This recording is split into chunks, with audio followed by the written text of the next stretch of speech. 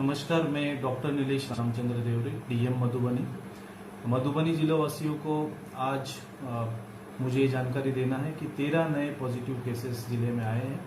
आपको पता है कि नरार कलुआई में 65 साल की एक महिला पॉजिटिव पाई गई थी। उनके घर में और एक 2 साल की लड़की और एक 15 साल का लड़का ये पॉजिटिव पाया गया है। फुलपरास का एक 15 साल का लड़का पॉजिटिव पाया गया है।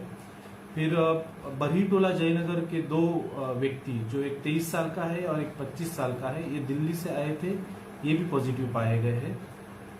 राजनगर प्रखंड के 17 साल का लड़का एक लखनऊ से आया था, वो पॉजिटिव पाया गया है। फिर एक 39 साल के पुरुष है, वो पटना से आए थे, वो भी पॉजिटिव पाए गए हैं। और एक 18 साल का लड़का है, वो लखनऊ से आया था, वो भी पॉजिटिव पाया गया था।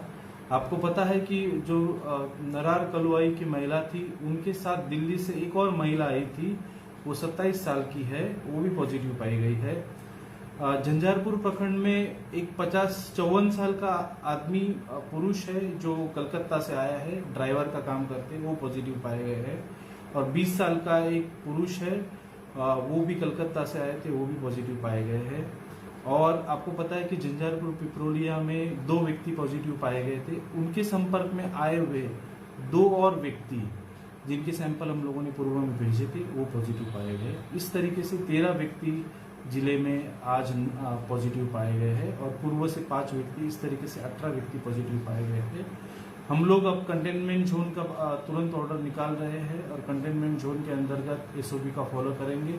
आप सबसे गुजारिश है कि आप लोग अपने घर में रहिए, सोशल डिस्टेंसिंग का पालन करिए, घर के बाहर निकलते हैं तो मास्क का जरूर उपयोग करिए।